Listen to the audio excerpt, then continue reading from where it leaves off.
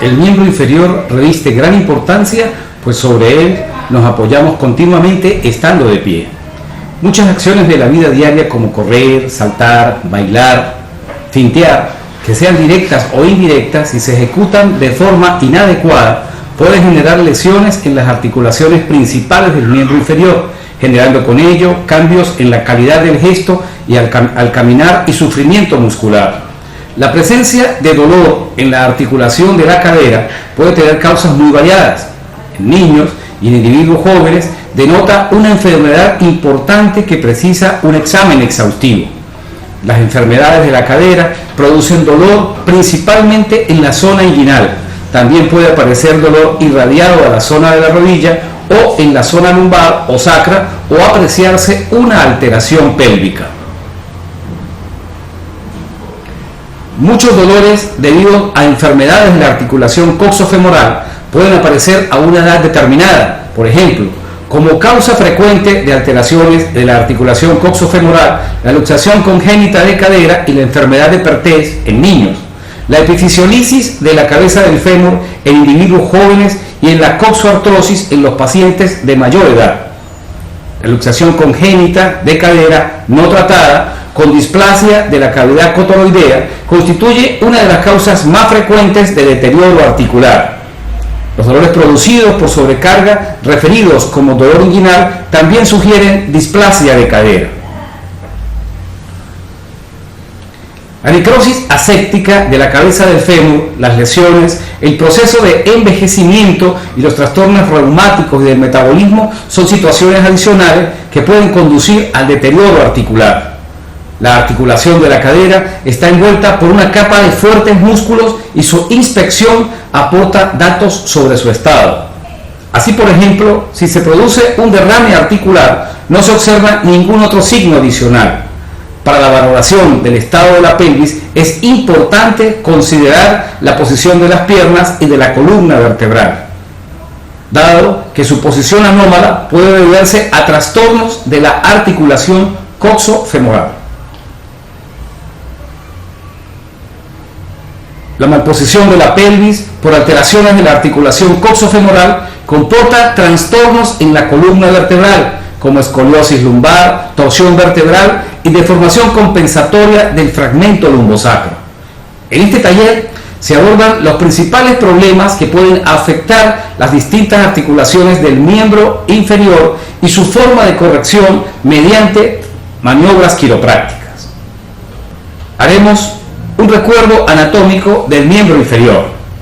Se reconocen 4 segmentos en la extremidad inferior: cadera, muslo, pierna y pie, constituida entonces por 33 huesos a cada lado: ilíaco, fémur, tibia, peroné, rótula y los huesos del pie. La anatomía de la cadera está constituida por una articulación del género de diartrosis del tipo de las enartrosis. Poseen una superficie articular esférica, posibilita una gran gama de movimientos y su función biomecánica es muy importante porque es la base que permite la deambulación.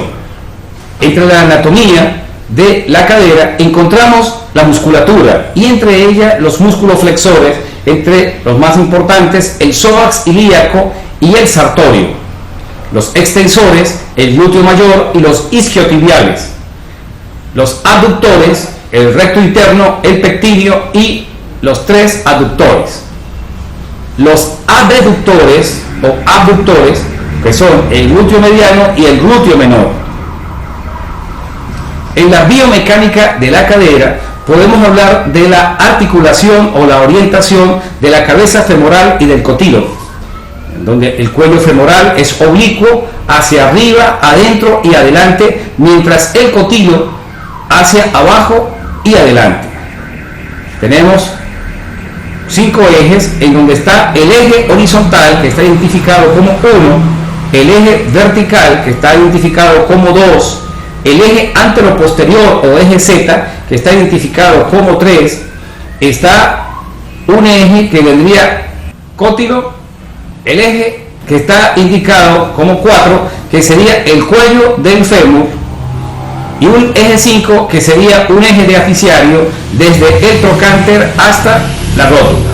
Y también tendríamos un eje MM, que es un eje mecánico, que este no coincide con el eje coxofemoral ni tampoco con el diaficiario. Cuando hablamos del rodete cotoloideo, encontramos un anillo fibroso cartilaginoso que se inserta en la ceja cotoloidea emparejando su superficie, unido al ligamento transverso mediante un puente. Tendríamos en la cara interna, se inserta a la ceja y al ligamento transverso. En la parte central contacta con la cabeza femoral y en la zona periférica inserta en la cápsula articular. El ligamento redondo es una cinta aplanada fibrosa de 30 milímetros de grosor que va desde la escotadura isquiopúbica a la cabeza femoral. La sinovia inserta en media luna la articulación del ligamento transverso y la cavidad femoral. Esta función resiste hasta 45 kilogramos y la vascularización de la cadera. La cápsula articular de la cabeza femoral tiene una condición muy característica. Tiene forma de manguito cilíndrico que va del hueso ilíaco a la extremidad superior del fémur. Tiene sus fijaciones, en el extremo interno se fija en la ceja cotoloidea y en el extremo exterior en la base del cuello. Su condición cónica está constituida por una serie de fibras que son de tipo longitudinal, oblicuas, arciformes y circulares, que le dan una gran resistencia especialmente a los diversos movimientos de torsión. Los ligamentos de la cara anterior de la cadera está constituida por el ilio femoral, el ligamento de Bertin, que conforma un haz superior, un haz ilio-tendinotrocanterio, un haz inferior, y el ligamento pubofemoral, que es, y en la cara posterior el isquiofemoral. Estos ligamentos forman una especie de Z. La función de estos ligamentos varía en función de la posición que pueda tener en un momento determinado la cadera. En una rotación interna, estos ligamentos se encuentran distendidos, mientras que en una rotación externa están tensos. Y así sucesivamente, cada uno de estos ligamentos tienen un comportamiento específico, por lo menos en la extensión, la flexión, la aducción y la abducción. En cuanto a la parte biomecánica, que tiene que ver con los diferentes movimientos, amplitudes de movimiento a nivel de la cadera, encontramos por lo menos en la extensión de la cadera, si la persona se encuentra de pie con una mano levantada en una extensión completa de cadera, solo tiene una extensión máxima de 20%. Esa extensión se reduce si hay una flexión de la pierna sobre el fémur a un 10%. Si la persona está inclinada hacia adelante con un brazo levantado y la otra pierna hacia atrás, esa extensión a partir de la vertical ubicada en la cabeza del fémur tendría solamente una extensión máxima de un 20%. Y si esa misma persona se agarrara la pierna en flexión en la parte posterior, esa extensión aumenta a un 30%. Por supuesto, aquí siempre hay un incremento en la curvatura lumbar. En la abducción de la cadera encontramos que si la persona se ubica sobre la vertical, la abducción máxima estaría escasamente en unos 30 grados. Pero si dobla ligeramente el cuerpo con las manos en la cabeza, utilizando mayor amplitud de un lado de la columna vertebral, esa abducción de la cadera puede llegar hasta 90 grados. Si las piernas están abiertas totalmente y hay doblez, especialmente en la curvatura lumbar, en la lordosis lumbar, esa abducción puede llegar a 120 grados o hasta 130 grados, como en la posición que encontramos en la parte central derecha del diagrama. Y si esa abducción puede extenderse aún mayor siempre cuando hay una flexión lumbar, como en el caso del espargar o la apertura de piernas que se aprecia en la figura. En cuanto a la abducción de la cadera, partiendo de que la persona se encuentra acostada con flexión de la rodilla, vamos a encontrar que se consigue una aducción de 30 grados y una abducción de 60 grados cuando la pierna reposa sobre la otra. Si la persona está sentada sobre una silla o en un elemento elevado, la aducción representa 60 grados y en contrario la abducción va a representar en 30 grados aproximadamente. En la fisiopatología de la cadera tenemos coxopatías y también tenemos algias o dolores referidos. Dentro de las coxopatías tenemos coxopatías en el niño, en el adolescente, en el adulto y afecciones raras. Por lo menos en el adolescente podemos encontrar algunas coxopatías como son las anomalías congénitas, entre las cuales se pueden encontrar por lo menos luxaciones, subluxaciones o displasias congénitas. Y aquí tenemos también las malformaciones congénitas que pueden inducir también en algunos casos problemas a nivel de las rodillas, como es el caso del genu valgum, el genu varum, el genu recurvatum y el genu flexum. Y algunas coxopatías, como son por lo menos la enfermedad de Lett-Calvé-Pertré o enfermedad de Perthes, que es un trastorno de la niñez que ocurre cuando se interrumpe temporalmente la irrigación sanguínea a la parte esférica de la articulación de la cadera y el hueso comienza a morir. Este hueso debilitado se rompe progresivamente y puede perder su forma esférica. Otra de los problemas que podemos tener en el niño son por lo menos las coxitis infecciosas agudas que pueden ser producidas por procesos infecciosos como el caso de las gonococosis o en el caso de las tuberculosis. En el caso de las coxopatías en el adolescente tenemos la epifisiolisis de la cabeza femoral y la coxa vara. La epifisiolisis es un término que se refiere a una fractura del cartílago o fisis del hueso largo. El cartílago de crecimiento ubicado entre la epífisis y la metáfisis del hueso y constituido por células cartilaginosas que están en este caso estratificadas de manera muy precisa, son responsables del crecimiento y la longitud del hueso. Una vez finalizado el crecimiento, la zona entonces se odifica, desapareciendo el cartílago. Entre el 15 al 25% de las fracturas de la infancia afectan al cartílago fisario de crecimiento. La fractura puede ir recorriendo o cruzar dicha estructura, provocando como resultado la separación de una parte o la totalidad de la epífisis de la metáfisis. La coxa vara, que es otra de las coxopatías del adolescente, es una deformidad del cuello del fémur que se caracteriza por una disminución de su ángulo de inclinación, cuyo valor normal es de 140 a 150 al nacer y de 127 a 130 grados en el adulto. Se clasifica en congénita o adquirida. La congénita se debe a la malformación proximal del fémur, del cartílago vertical o coxa vara infantil, mientras que la adquirida puede ser de causa raquítica como coxa vara del adolescente o epifisiolisis y traumáticas. En cuanto a las coxopatías en el adulto, podemos tener la necrosis isquémica o necrosis avascular, que es la muerte del tejido óseo debido a la falta del suministro de sangre. La osteonecrosis básicamente está asociada con el uso de esteroides por tiempo prolongado, el consumo excesivo de alcohol y sobre todo esfuerzos articulares. Generalmente esta enfermedad se manifiesta en personas entre los 30 a los 60 años y suele afectar fuertemente la cadera.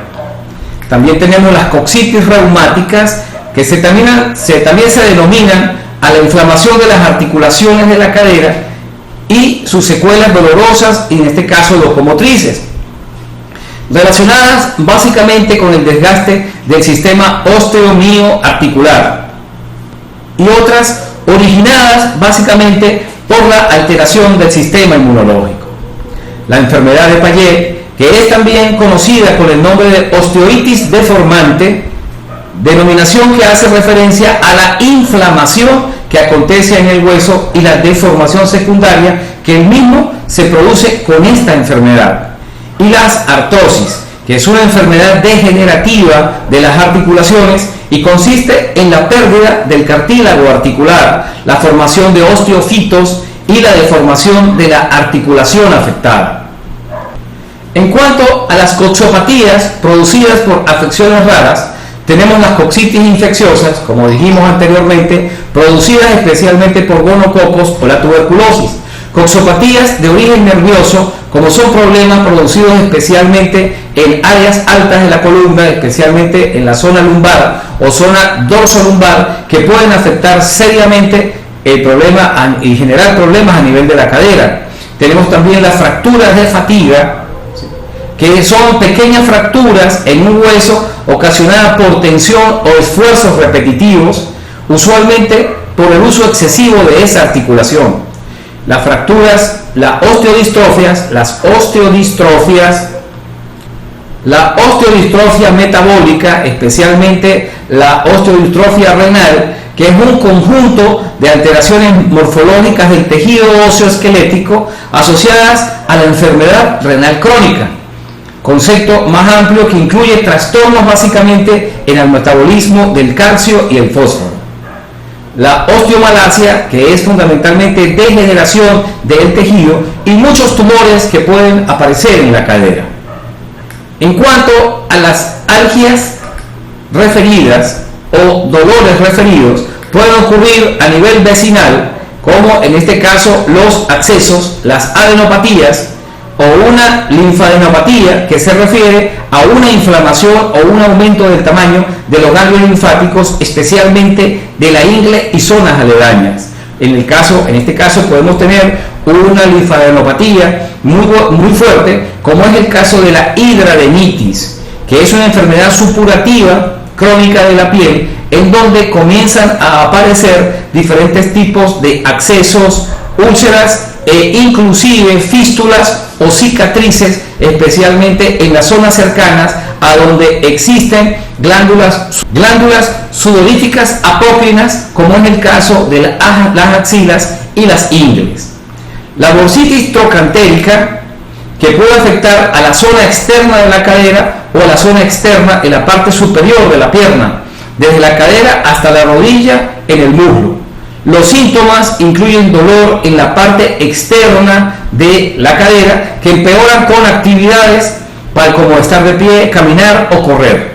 Y puede también ocurrir la bursitis del psoas, que también se le llama bursitis trocantérica, pero que ocurre en la parte interna de la ingle, y por eso hay por inflamación de la bursa, especialmente de la inserción del psoas. Y tenemos las algias referidas de estructuras alejadas de tipo mecánico, como son por lo menos el pinzamiento nervioso cuando ocurre por una hernia discal, de tipo degenerativo, como es el caso por lo menos de los cánceres óseos, especialmente a nivel de la columna, de tipo inflamatoria, como es el caso de una ciática alta, o de una meralgia parestésica, en donde puede ocurrir inflamación especialmente en la parte anterior del muslo, precisamente porque hay, en este caso, por compresión del nervio cutáneo, que genera esta sintomatología. Y también la ciatalgia, que puede ocurrir precisamente porque haya un pinzamiento nervioso en alguno de los componentes que forman la metámera nerviosa de las salidas de este nervio, como son L3, L4, L4, L5, L5, S1 o S1, S2. Existen diferentes causas de problemas de la cadera, y aquí tenemos referidas 4 aspectos generales que nos engloban todas ellas y que podemos irlas estudiando una por una, como es el caso de la afectación intraarticular, patologías de las estructuras óseas extraarticulares, patología de las partes blandas extraarticulares y patologías, en este caso, referidas. Dentro de las causas de problemas de la cadera, de la afectación intraarticular, podemos estudiar aquellas que son producidas por el cartílago articular, como es el caso de las artrosis, aquellas que son producidas precisamente en la membrana celular, como es el caso de las artritis reumáticas, de las sinovitis velonodulares pigmentarias, en el caso de donde están básicamente desarrolladas en las partes blandas intraarticulares, como es el caso de las patologías del labrum. El labrum se refiere fundamentalmente a la ceja que conecta la cavidad cotiloidea, específicamente con la cabeza del fémur, se le denomina labro. Y tenemos patologías de los huesos, que son como por lo menos la necrosis avascular de la cabeza femoral, de la cual hablamos hace un rato, y aquellos traumatismos que pueden ocurrir específicamente sobre la zona de la cadera. Dentro de las causas de problemas de la cadera producidas por patologías de estructuras óseas extraarticulares, tenemos aquellas que son causadas por la diáfisis femoral, como son problemas de fracturas, tumores que pueden aparecer en la zona, tumores blandos, tumores duros, tumores cancerínicos o enfermedad de Payet, que es un crecimiento indeterminado especialmente del hueso. Y tenemos generadas especialmente los huesos pélvicos, como son el caso de las fracturas o las osteitis del pubis. En el caso de patología de las partes blandas extraarticulares, tenemos todas aquellas que son producidas dentro de la patología muscular, que pueden ser muchas, como veremos más adelante. Tenemos los síndromes de partes blandas por sobreutilización, que nos pueden generar básicamente las tendinitis y las bursitis. Y tenemos los trastornos nerviosos locales, que nos pueden generar básicamente una neuralgia parestésica. Y dentro de las patologías referidas, tenemos aquellas que son producidas por problemas a nivel de la columna lumbar o por el caso por lo menos de problemas directamente en la rodilla y que van a afectar especialmente la cadera. Tenemos por lo menos también las radiculopatías de tipo lumbosacra, las hernias inguinales y femorales, que van a generar tensión especialmente a la zona por el vínculo que existe entre toda la musculatura de esa parte del cuerpo. Y en el caso tenemos patologías intrapélvicas, como son el caso de problemas a nivel ginecológico, a nivel urológico, problemas a nivel prostático, a nivel abdominal, problemas como el caso de los linfomas o accesos del psoas. Y también tenemos otras causas de patologías referidas, como son todos aquellos procesos infecciosos a cualquier nivel en este caso del miembro inferior o de las zonas aledañas, que nos van a incidir directamente sobre la cadera. Un aspecto importante de definir es aquello que tiene que ver con la movilidad de la cadera, y en este caso tenemos la movilidad pasiva. En el caso de la movilidad pasiva tenemos la flexión. La flexión ocurre generalmente entre 110 a 120 grados en máxima flexión de rodilla, como se aprecia en la gráfica, y 90 grados si la rodilla está extendida. En el caso de la rotación interna, la cadera y la rodilla están en flexión de 90 grados. La rotación interna llegará entre 30 a 40 grados y el pie va a girar hacia afuera, haciendo que en este caso la cabeza del fémur rote hacia adentro. Por eso se le llama rotación interna. Y en el caso de la rotación externa, la cadera y la rodilla están en flexión de 90 grados. La rotación externa llegará a los 45 grados y el pie va a girar hacia adentro.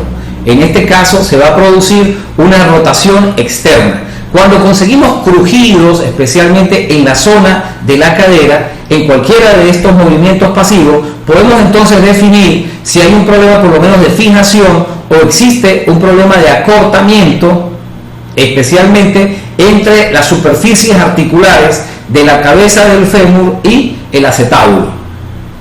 En el caso de la extensión ocurre cuando el paciente se encuentra en decúbito prono y la máxima extensión más o menos oscila entre 10 a 15 grados, siempre fijando por supuesto en este caso el ilíaco. En el caso de la abducción, al fijar la pelvis contralateral con una mano, obtenemos una abducción que va a ser entre 45 a 60 grados. Y en el caso de la abducción, que es el movimiento interno fijando la cadera hacia la parte interna, la rotación máxima que vamos a tener en este sentido es de 30 grados. Hay que tener en cuenta que en la movilidad de la cadera, la artritis de cadera limitará en este caso todos los movimientos de la cadera, siendo característica una actitud de flexión del paciente mientras está de pie. La movilidad pasiva está conservada en casos de lesiones de estructuras periarticulares. También es conveniente que cuando vamos a tratar la cadera hagamos algunos movimientos contra resistencia, como es el caso de la flexión. Si hay dolor a la flexión contra resistencia, como vemos apoyando la mano específicamente contra el fémur, cuando el paciente trata de flexionar la cadera, en este caso, si hay dolor, nos está indicando que hay una patología del psoas. En el caso de la abducción, hacia afuera, el movimiento hacia afuera, si fijamos las manos por encima de las rodillas y pedimos al paciente que abra sus piernas hacia afuera, si hay dolor, generalmente está producida porque existe una bursitis o una tendinopatía a nivel del trocánter o un síndrome de la fascia lata. En el caso de la extensión de la cadera, si hay dolor contra resistencia, ¿verdad? Lo que hacemos es que flexionamos, en este caso la cadera, metemos la mano por debajo de la rodilla y le pedimos al paciente que trate de enderezar la pierna. En este caso, si hay dolor, nos está indicando que puede existir una bursitis glútea o una tendinopatía glútea. Y en el caso de la abducción, si hay dolor, en este caso contra resistencia, como está en la figura, nos está indicando que hay una tendinopatía, especialmente a nivel de los aductores. Dentro de la movilidad de la cadera es muy importante explorar el músculo piriforme o piramidal.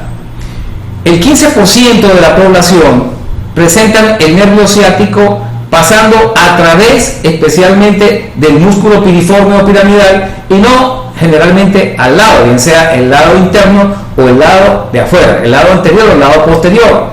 El músculo entonces puede comprimir el nervio ciático, especialmente cuando el músculo está contraído, y en este caso va a ocurrir una neuropatía por atrapamiento y va a ocurrir una ciatalgia de origen no discal.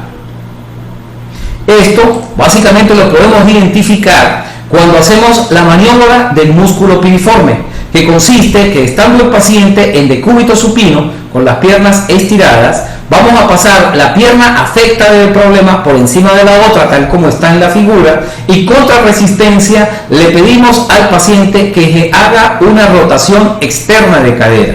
Si aparece dolor, especialmente en la zona del glúteo, por donde pasa el músculo piriforme o piramidal, nos está indicando que es una patología del piramidal. Dentro de las patologías quiroprácticas de la cadera, tenemos las lesiones musculares y también las lesiones articulares.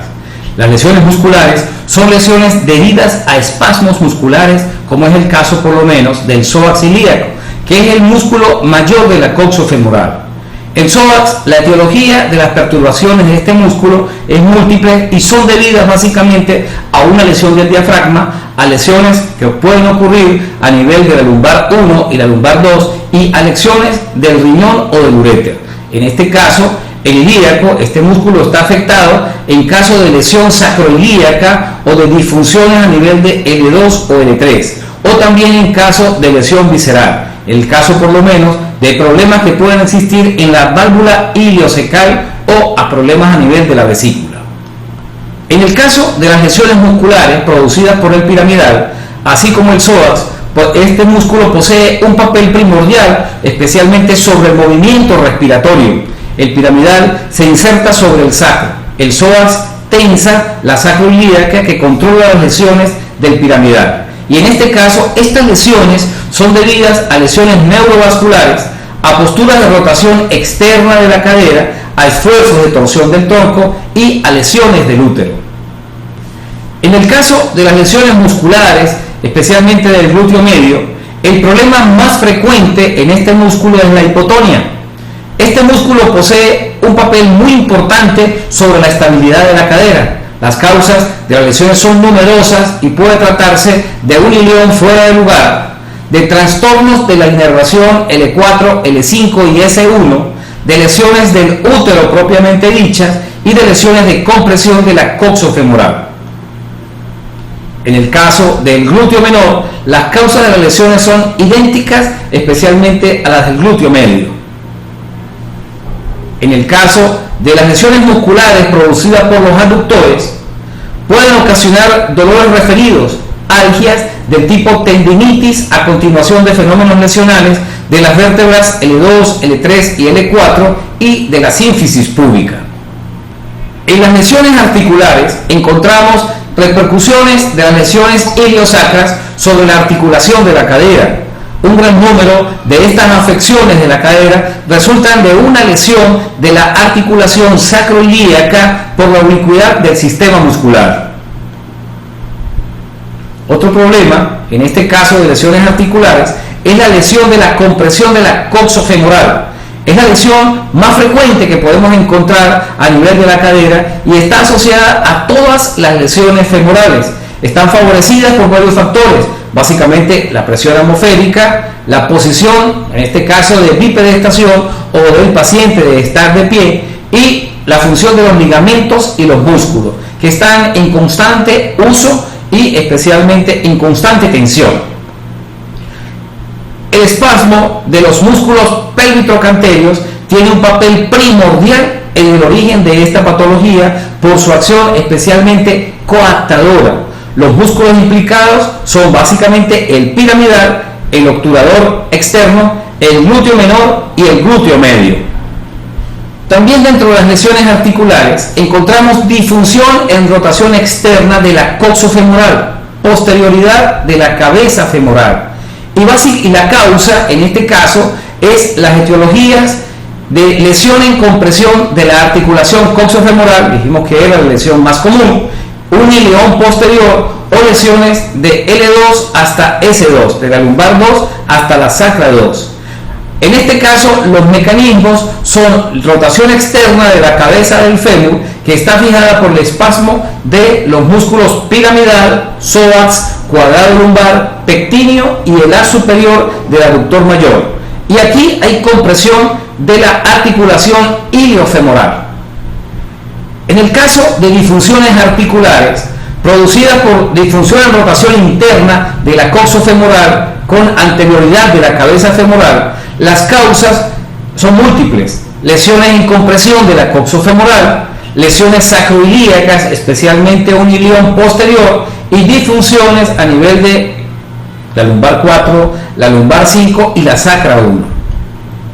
En este caso, el mecanismo de acción es que la rotación interna de la cabeza del fémur está fijada principalmente por un espasmo glúteo menor y también por el haz anterior del glúteo medio, y hay compresión de la articulación coxofemoral. En el diagnóstico quiropráctico de la cadera es muy importante el aspecto que tiene que ver con la anamnesis. Y la anamnesis es fundamentalmente la dialogoterapia que pueda tener en este caso el terapeuta con el paciente, con el propósito de identificar las causas que generaron el problema.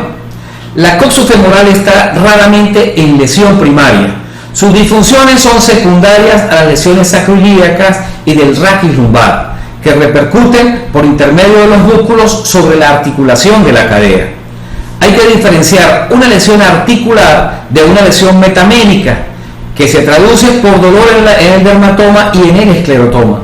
Un gran número de lesiones de la cadera resultan de una lesión de la articulación sacroiliaca por la oblicuidad del sistema, en este caso muscular. Como podemos apreciar en esta lámina, un gran número de lesiones de la cadera van a resultar de una lesión de la articulación sacroiliaca por la oblicuidad del sistema muscular, como podemos apreciar en este gráfico, en donde podemos ver con el número 1 el fascículo anterior del músculo glúteo menor, con el número 2 el fascículo anterior del músculo glúteo mediano, el número 3 la rotación anterior del ilión, el número 4 el trocánter mayor anterior, y el 5 en donde se puede apreciar la rotación interna del fémur, casualmente producida por la oblicuidad de la musculatura a este nivel. Otro aspecto importante dentro del diagnóstico quiropráctico de la cadera es la observación. Y la observación tenemos que verla con el paciente tratando de que camine para poder detectar los siguientes problemas. Por lo menos a nivel del psoas ilíaco, en las lesiones del psoas, encontraremos de un lado un espasmo del psoas y del lado opuesto un psoas hipotónico. Del lado espasmodizado vamos a observar una ala ilíaca más alta asociada a una escoliosis lumbar con aumento de la lordosis. En este caso, la persona fija la rotación externa de la marcha. Vamos a encontrar el pie hacia afuera, como es el caso del caminado que normalmente tienen los payasos. Y del lado hipotónico, este caso del psoas, existe una sacroilíaca que está inestable e hipermóvil y que va a estar asociada a un pie plano con una hipotonia del tibial anterior, una escoliosis con hundimiento de la lordosis lumbar de tipo compensatoria, y el miembro inferior va a estar en rotación interna. Son características específicas cuando observamos en este caso el psoas ilíaco. La observación que podemos hacer a nivel de las afectaciones que pueden producirse por el glúteo medio, en caso de una hipotonia, al miembro inferior está en una ligera rotación externa.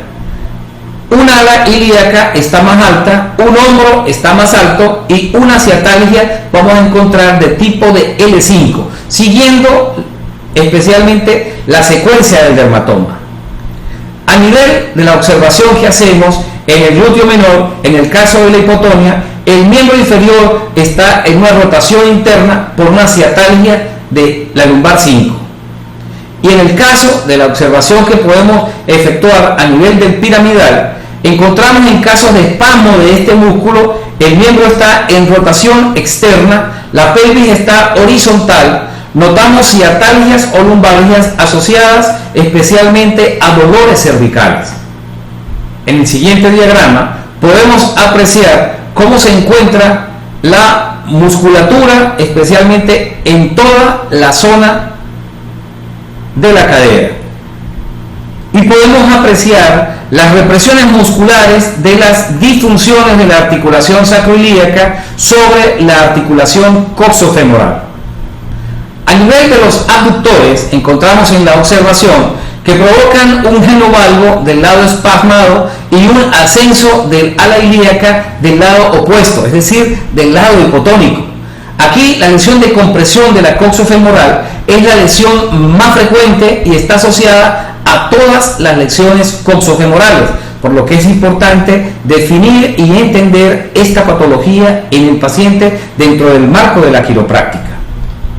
La observación que podemos tener en una posterioridad de la cabeza femoral, el miembro inferior está en rotación externa.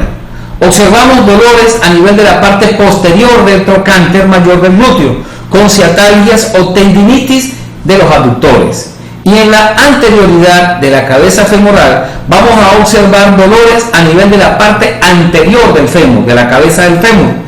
El trocánter mayor está anteriorizado y el miembro inferior se encuentra en rotación interna.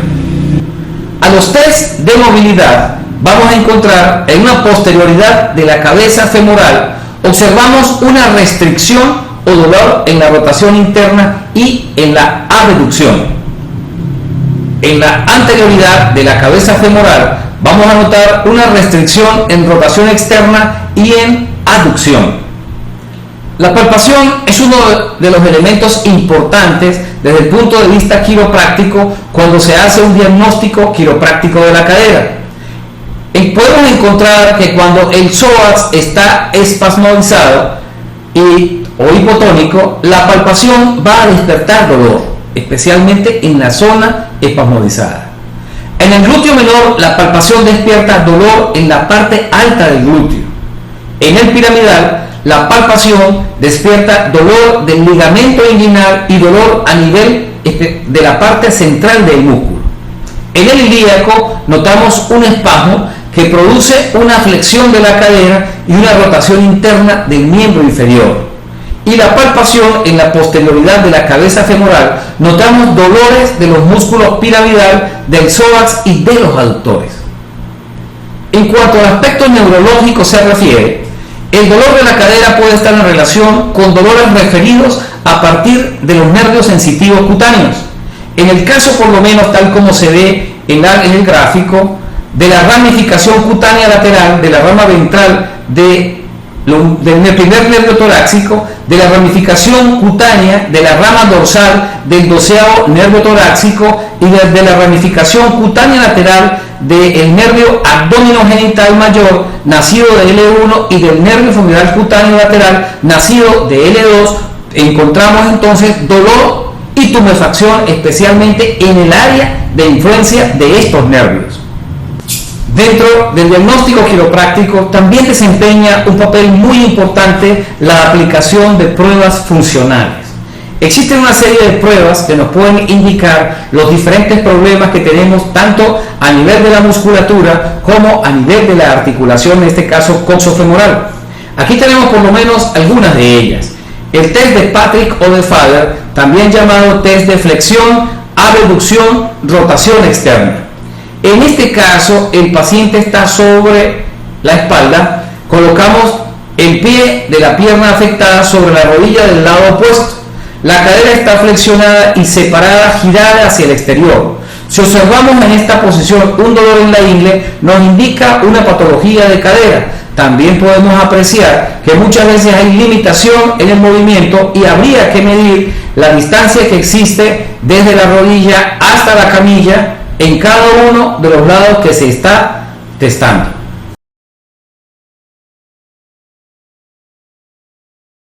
Los pacientes se encuentran de cúbito supino y el terapeuta en bipedestación lateralmente al paciente a la altura del muslo.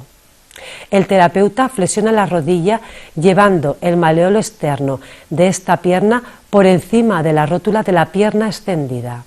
A continuación, la mano caudal del terapeuta se coloca en la pelvis distal y la otra sobre la parte interna de la rodilla flexionada, ejerciendo presión en dirección hacia la camilla. Se valorará midiendo la distancia de la rodilla a la camilla en ambos semicuerpos. Será positivo cuando aparezca dolor y o limitación funcional. Se debe realizar un diagnóstico diferencial entre la patología sacroiliaca, la coxofemoral y posible patología lumbar.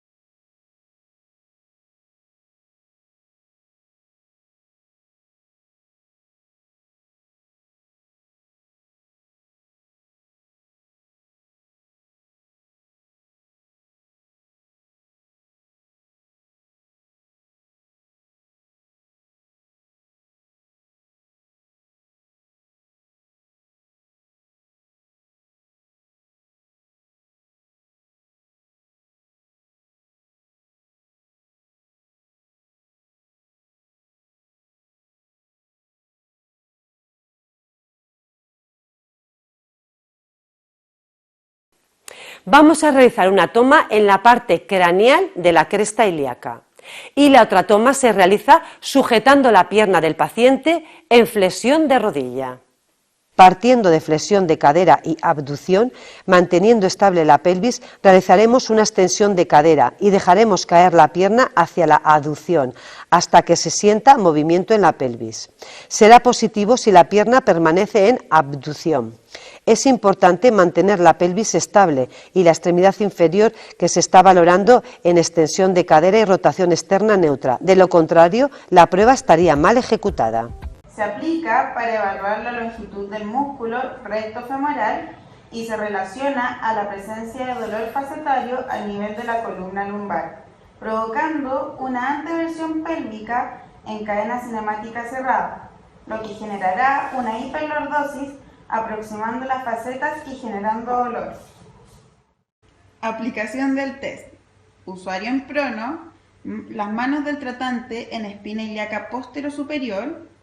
El usuario tiene que completar el rango de movimiento de 130 grados de flexión de rodilla sin que la pelvis se eleve. Si se eleva, es un signo de acortamiento del músculo recto femoral y el test sería positivo.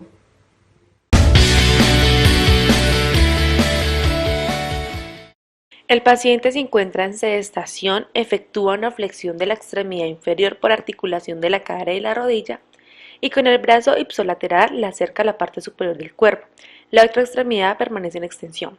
Se pide al paciente que con la punta de los dedos de la mano libre intente tocarse los dedos del pie. La prueba se repite en el lado contralateral.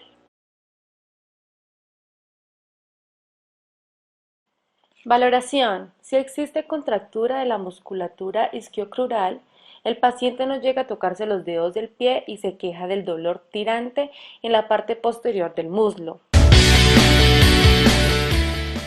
El paciente se encuentra en decúbito supino y deja las piernas colgando por fuera de la mesa de exploración. Se le pide que flexione una de las rodillas y acerque la pierna al tórax. A continuación, se observa el ángulo que adopta la otra pierna, que permanece colgando. La prueba se repite en el lado contralateral. Si existe contractura del músculo femoral, al acercar la pierna flexionada al tórax se produce un movimiento de flexión de la pierna que queda encima de la mesa, más pronunciado cuando mayor es la contractura del músculo. El resultado de la prueba también es positivo cuando se produce una contractura de flexión de la cadera ocasionada por un trastorno de la articulación coxofemoral, un proceso irritativo del psoas, un trastorno de la columna vertebral lumbar con hiperlordosis o un trastorno de la inclinación de la pelvis. El paciente se encuentra en decúbito prono con la articulación de la cadera flexionada sobre el borde de la mesa de exploración. La pierna que no se explora puede permanecer entre las piernas del clínico sobre un taburete o simplemente mantenerse relajada colgando. El médico fija la pelvis con una mano y con la otra efectúa lentamente un movimiento de extensión de la cadera de la pierna que explora. La lordosis lumbar se compensa por la situación de decúbito prono del enfermo. El punto en que la pelvis se desplaza, es decir, el punto en que la columna vertebral lumbar se orienta en lordosis, indica el final de la capacidad de extensión de la cadera. El ángulo entre el eje del muslo y la horizontal revela el grado de contractura de la cadera en flexión. Mediante esta prueba es posible valorar la contractura en flexión, especialmente si es bilateral.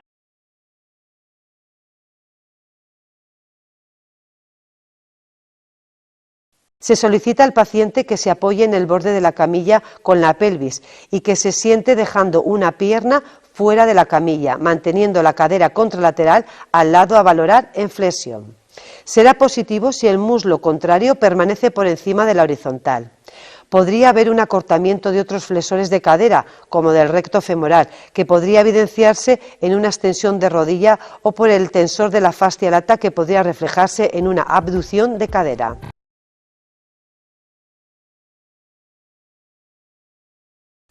Una mano la vamos a colocar en la pelvis y la otra va a ir a la parte posterior distal del muslo. Realizaremos una flexión pasiva de cadera. El aumento de la rotación externa de la articulación coxofemoral durante el movimiento de flexión indica una alteración de la articulación. El paciente se encuentra en decúbito supino y mantiene las piernas en extensión.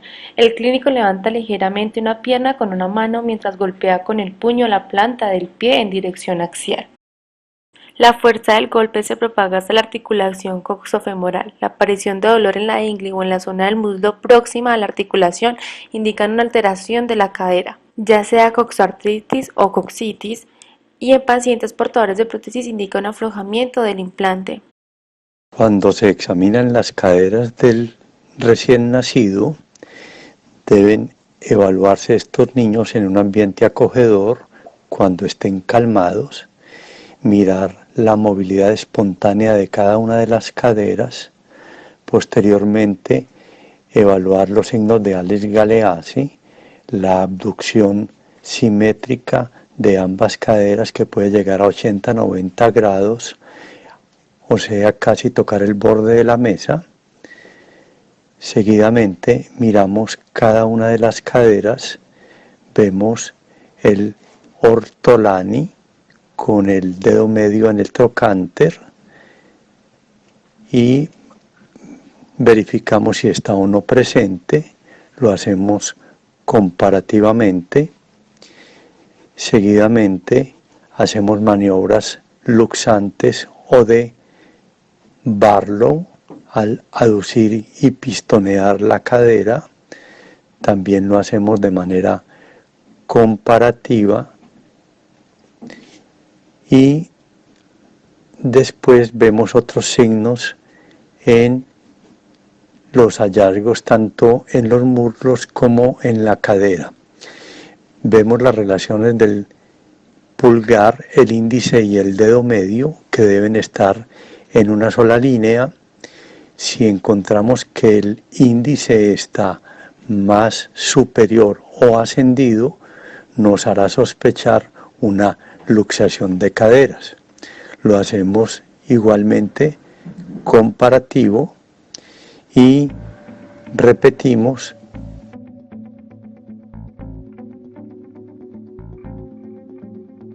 pulgar en el isquion, índice en el trocánter y dedo medio en el ilíaco. Si el índice está ascendido, sospecharemos una luxación de caderas.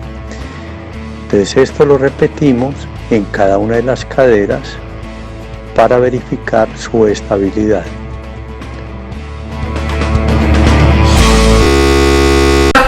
Las molestias producidas por una displasia de cadera. La mayoría de los pacientes que presentan displasia de cadera refieren dolor dependientemente de la carga, que se propaga a la ingle y muchas veces alrededor del trocánter mayor o en ambas regiones. Sin embargo, algunos pacientes no pueden precisar con exactitud la localización del dolor o lo sitúan en la región sacra, las nalgas o el muslo. Antes de la sospecha clínica o radiológica de una displasia dolorosa, pueden ser útiles las siguientes pruebas. En la primera prueba, el paciente se encuentra en bipedestación, apoyado sobre la pierna afecta. El terapeuta guía un movimiento de giro sobre los hombros, de modo que la articulación coxofemoral alcanza una rotación externa máxima. Si el cuerpo del paciente se inclina hacia atrás, se produce una hiperextensión de la articulación de la cadera.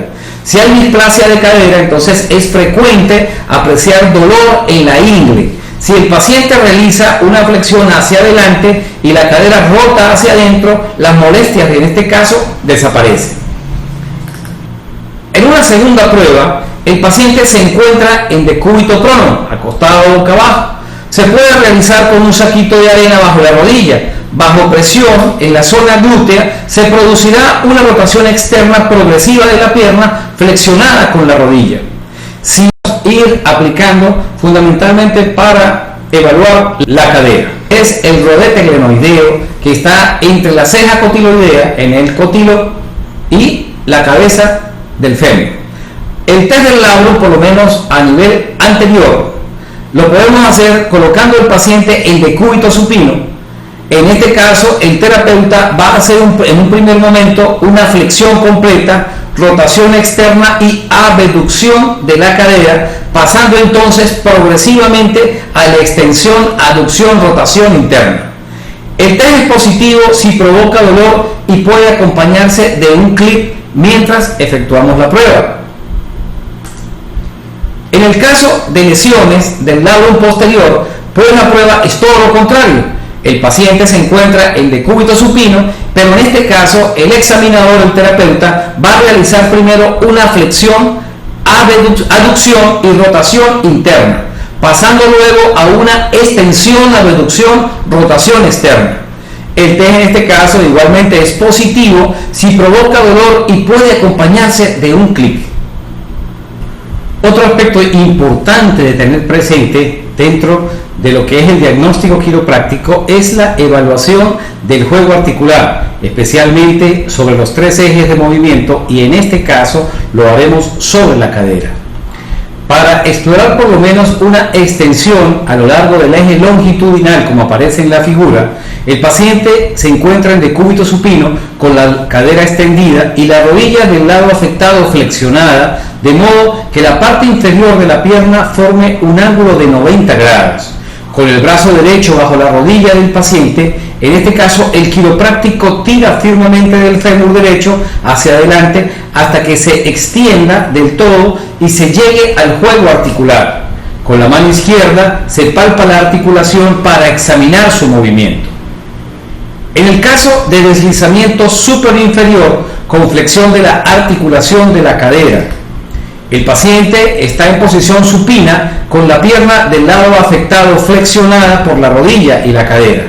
El pie puede apoyarse en el hombro, en este caso del quiropráctico. Este entrelaza las manos alrededor de la parte anterior y proximal del muslo, lo más cerca posible de la articulación. En primer lugar, se ejerce una presión en dirección inferior para tensar todos los tejidos, y luego se aplica otra presión para tirar de la cadera hasta el juego articular, que al final del recorrido se percibe como una sensación de final elástico. En el caso del deslizamiento superinferior con flexión y rotación interna, el paciente está en posición supina con la pierna del lado afectado flexionada por la rodilla y la cadera. El quiropráctico pone su codo izquierdo bajo la parte inferior de la pierna del paciente, de modo que la mano izquierda pase por debajo de la rodilla y de la parte lateral e inferior del muslo. El quiropráctico gira el tronco hacia el otro pie del paciente para hacer rotar las articulaciones de la cadera hacia el interior y entrelaza las manos sobre la parte anterior y proximal del muslo. La laxitud del tejido se elimina presionando hacia abajo con las dos manos. Luego, sin aflojar la tensión y manteniendo la rotación interna, se ejerce una presión en dirección inferior para llegar al juego articular, que se percibe como una sensación elástica al final del recorrido de la articulación. En el caso del deslizamiento superinferior con flexión y rotación externa, el paciente se encuentra en posición supina con la pierna del lado afectado flexionada por la rodilla y la cadera. El quiropráctico se sitúa en el lado afectado del paciente mirando hacia la línea media de su cuerpo. Para rotar la cadera hacia el lado exterior, coloca el codo derecho bajo la parte inferior de la pierna del paciente, de modo que la mano pase por debajo de la rodilla y de la parte medial distal del muslo para entrelazarse con la izquierda sobre la parte anterior y proximal del muslo del paciente. El tronco del quiropráctico debe estar girado hacia la cabeza del paciente. La tensión articular se consigue tirando con ambas manos en dirección inferior. Luego, sin aflojar la tensión, se ejerce otra presión en dirección inferior para llegar al juego articular y poder determinar si existe un problema. En el caso de deslizamiento póstero anterior con extensión, el paciente se encuentra en posición prona y el quiropráctico está de pie a un lado del paciente, del lado que prefiera, de cara a la cadera afectada, mientras con una mano levanta y extiende la rodilla del paciente sujetándola por la rodilla, con la otra presiona anteriormente la articulación de la cadera para que ésta efectúe todo su recorrido y luego llegue al juego articular. En el caso del deslizamiento antero-posterior con flexión, el paciente se encuentra en posición supina. Con una mano, el quiropráctico levanta la cadera afectada, flexionándola algunos grados, y con la otra está en contacto con el lado anterior del trocánter mayor para presionar también la cadera hacia abajo, en dirección posterior, de manera que se llegue al juego articular. En el deslizamiento interno-externo, el paciente se encuentra en posición supina con la cadera flexionada a 90 grados y el quiropráctico se sitúa en el lado contrario al de la cadera afectada. Con la mano izquierda estabiliza el fémur del paciente sujetándolo por su extremo distal, mientras que con la eminencia tenar proximal de la derecha presiona firmemente el extremo proximal del mismo hueso en dirección lateral para alcanzar el juego articular. En el caso de extensión a lo largo del eje longitudinal con abducción, el paciente está en decúbito lateral sobre el lado no afectado. El quiropráctico se pone detrás del paciente y con la mano derecha abducirá la cadera a la vez que con la izquierda empuja el trocánter mayor en dirección inferior. Para completar todo el recorrido de la articulación se ejerce una presión firme. Si el juego articular es normal, al final del movimiento de la articulación se percibe una sensación de elasticidad. Y en el caso de la aducción, El paciente está en posición supina con la cadera del lado afectado ligeramente flexionada. El quiropráctico está de pie en el lado afectado y pone la mano derecha sobre el extremo distal del fémur para empujar la articulación de la cadera hacia el exterior hasta aducirla completamente. Luego ejerce otra presión para llegar al juego articular. Con la mano izquierda palpa el movimiento de la articulación y cuando ésta llegue al final de su movimiento percibirá una sensación de elasticidad.